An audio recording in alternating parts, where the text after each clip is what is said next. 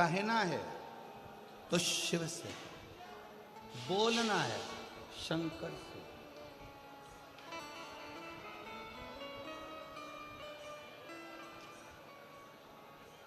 बैसाख का महीना चल रहा है। शंकर के शिवालय में जाओ। शिव के शिवालय में 3 स्थानों का स्पर्श अवश्य जरूर।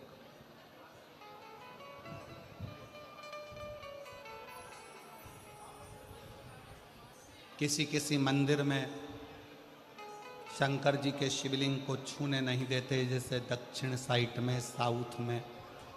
तो अपने ही घर में जो शिवलिंग है उसके 3 स्थानों का स्पर्श अवश्य करें। समझिए,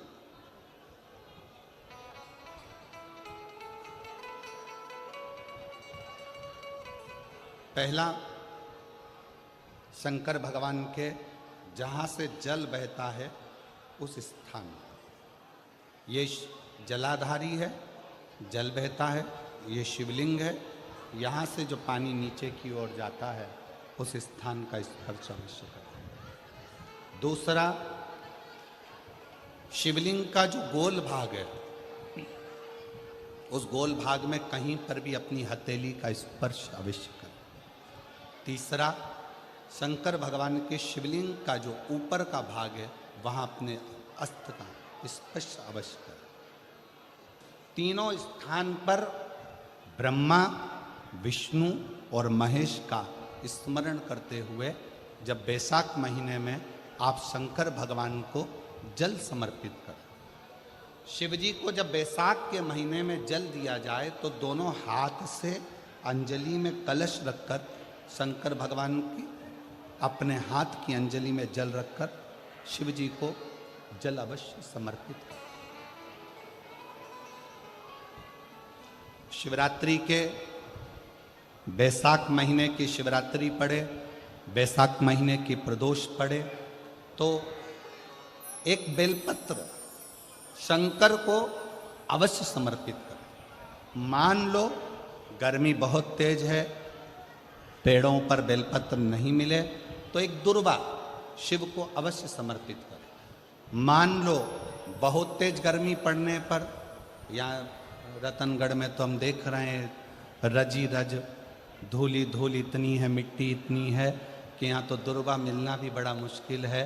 तो एक चावल का दाना शिव को जरूर समर्पित करो, उतने में।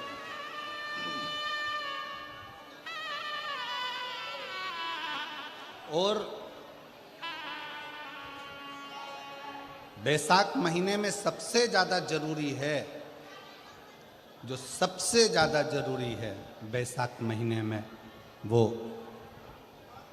जलाशय अर्थात अपने घर के नज़दीक में कोई पानी का स्थान हो, जलाशय हो, वहाँ का जल शिव को समर्पित करना, या शिव के नंदी के पास में। और हम तो कहेंगे शंकर का नंदी केवल मंदिर में मत देखो, आपके घर के आसपास में हमारे मारवाड़ की पहले की रीति रही है।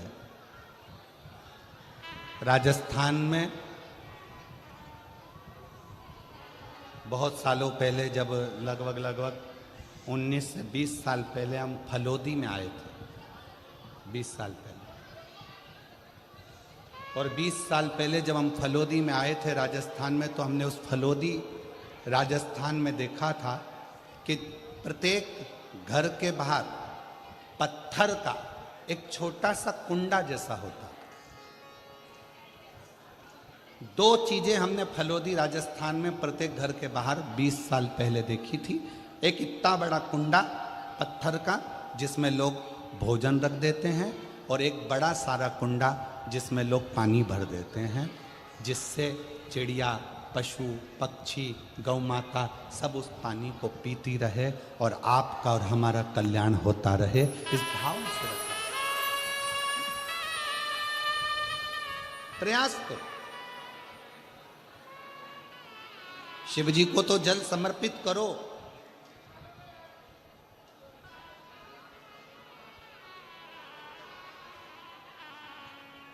साथ में कोई जीव का भी अगर कल्याण हो जाए आपके एक लोटा जल से, तो उसको भी जल दीजिए, उसको भी।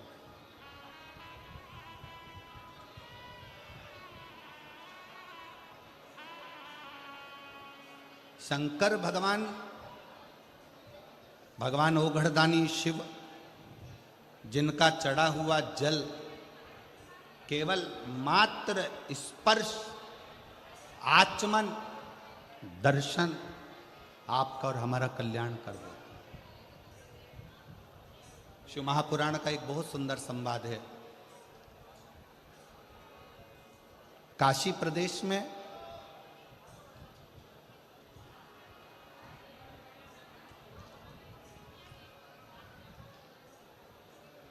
एक संवाद बड़ा सुंदर आता है महाराज।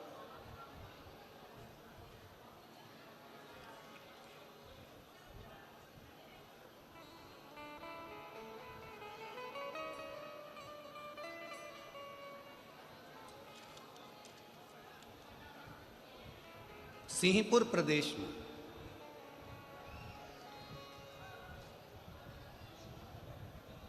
एक महाव्रती ब्राह्मण रहता था।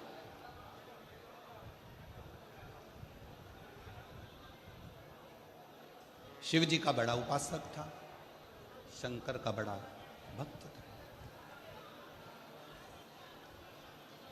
महाव्रती ब्राह्मण का कर्तव्य, सबसे बड़ा कर्तव्य उस महाव्रती ब्राह्मण का था कि शंकर के मंदिर में जाकर झाड़ू लगाना, पोछा लगाना, दीप लगाना, शिवलिंग को श्रृंगारित कर देना, स्नान करा देना, पूजन कर लेना और शंकर की भक्ति को धारण करना। पंचाक्षर मंत्र का जाप, षडाक्षर मंत्र का जाप।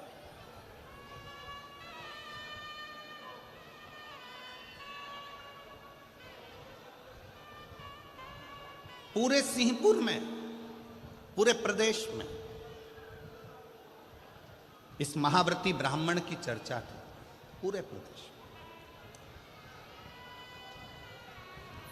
सब इसको जानते थे, शंकर का भक्त, शंकर का भक्त, शंकर का भक्त, शिव भक्त, शिव भक्त कहकर इसको पुकारते। पर इसकी पत्नी और इसकी लड़की, एक बेटी थी, पत्नी थी, दोनों इतनी सुंदर, इतनी सुंदर कि देवलोक की अप्सराएं भी उनके सामने फीकी रही।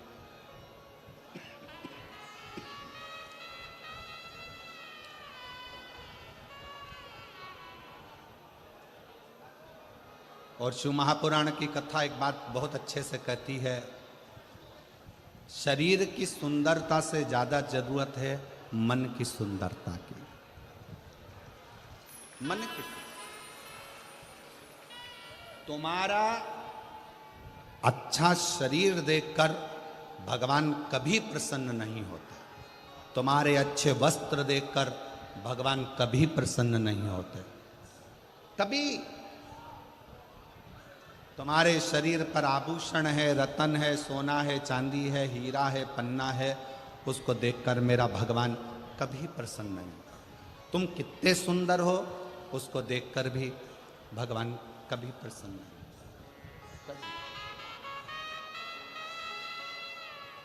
ईश्वर कब प्रसन्न होता है? जब तुम्हारे दिल में आए हुए मेहमान के प्रति, अतिथि के प्रति आदर का भाव हो और घर में जितने सदस्य रह रहे हो सबका सम्मान यदि तुम कर रहे हो तो भगवान तुम पर प्रसन्न। अब सुंदर तो तुम बहुत, और नी भी सुंदर होगे तो ब्यूटी पार्लर जाके हो जाओगे। सुंदर तो तुम बहुत,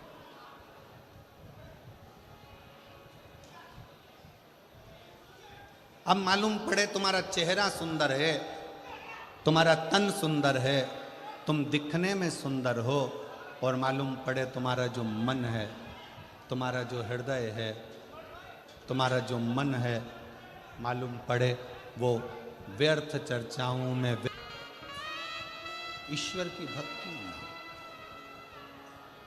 करिए, करबद्ध निवेदन करेंगे, अगर आगे बैठने की इतनी लालसा यदि आप लोगों को रहती है तो जैसे सब लोग सवेरे 9 बजे आकर बैठते हैं ऐसे आकर बैठोगे तो सम्मान।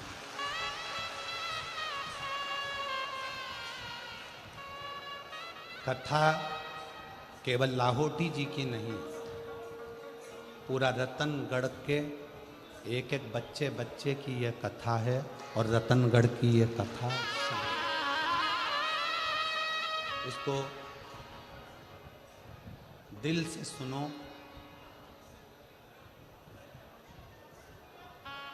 हमारे शरीर में 2 दिन से बुखार है और 2 दिन से गले में इन्फेक्शन है। उसके बाद भी आप लोग धूप में तप कर आते हो तो हम अपना कक्ष छोड़कर तपती हुई बुखार में, अभी भी आप हाथ देखेंगे तो बुखार में है, उसके बाद भी शिव महापुराण की कथा आपको केवल इसलिए। एक पत्र में एक बहन ने परसों के दिन लिखकर भेजा था, कथा होए चाहे ना हो, हम पति पत्नी पंडाल को प्रणाम करने के लिए रोज आएंगे, भले गुरुजी आप कथा करो चाहे ना करो। केवल आपके विश्वास के बल पर ये कथा कहने के लिए हम भी वहाँ से यहाँ तक आते, और आप दिल से सुनोगे तो ये कथा केवल प्रदीप मिश्रा नहीं बाँच रहा है, इस कथा को स्वयं देवादिदेव महादेव आकर बाँच रहे। हृदय से दिल से श्रवण करो।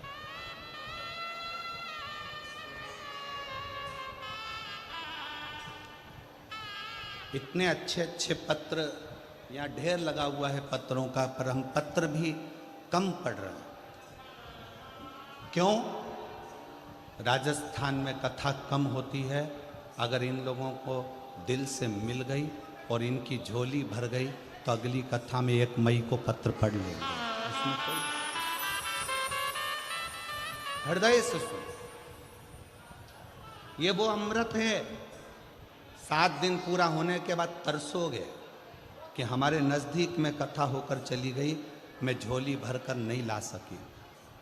अगर उस 2.5 घंटे की कथा को मैं अगर दिल से सुनकर प्रार्थना कर लेती, श्री शिवाय नमस्तुभ्यम बोलकर उसको अपना मन का भाव कह देती, तो शायद मेरी झोली खुशियों से 3 महीने के अंदर भरा जाती। और हम 3 महीने का भी इंतजार नहीं करेंगे। 17 तारीख को, कितनी तारीख को यहाँ कथा विराम है? 17 तारीख को यहाँ कथा विराम है। 1 मई को चालू है। शंकर जी को यहाँ बैठ करके कर जाना, 3 महीने का इंतजार नहीं करूँगी। 1 मई जो जयपुर में कथा है 7 मई तक, उसमें मेरा पत्र वहाँ मिलना चाहिए, तो जानू कि तू शिव। विश्वास के साथ सुनो, भरोसे के साथ कथा का रस तत्व ग्रहण करो। शिव कथा कर रहे। सिंहपुर प्रदेश में एक व्रती ब्राह्मण रहता था। वो व्रती ब्राह्मण साधारण नहीं था, उसका व्रत बड़ा प्रबल था। व्रत का मतलब ये नहीं होता कि आप भूखे रहो।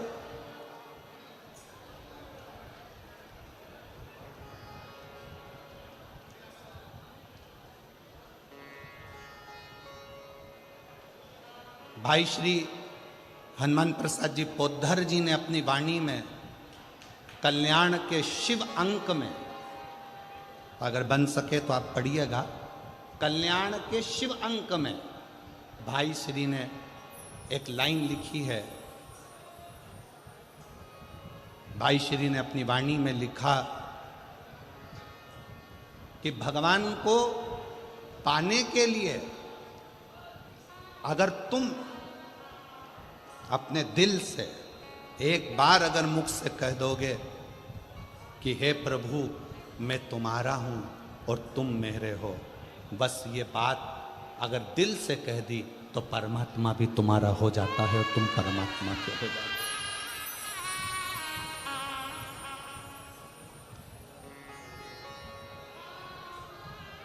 हो। जरूरी नहीं कि उपास करोगे तो भूखे रहना पड़ेगा। व्रती का मतलब क्या होता है? व्रती का मतलब क्या है? एक सिंहपुर प्रदेश में एक व्रती ब्राह्मण रहता था। व्रती ब्राह्मण का मतलब यह है कि वो कुछ खाए पीने से या उपास रखने से, साबूदाना खाने से, मोरधन खाने से, चिप्स खाने से, वेपर्स खाने से, पपीता खाने से, सेवफल या केला खाने से व्रत नहीं होता। व्रत का मतलब है कि तुमने एक नियम बना लिया कि मैं रोज अपने घर से एक लोटा जल लेकर शंकर के मंदिर जाऊंगी, या आपने कोई नियम बना लिया कि मैं 15 मिनट शंकर का भजन करूंगी, या नियम बना लिया राम नाम, कृष्ण नाम, शिव नाम जपूंगी, ये तुम्हारा व्रत हो गया। तुम व्रती हो गए। ये व्रत तुमने धारण कर लिया।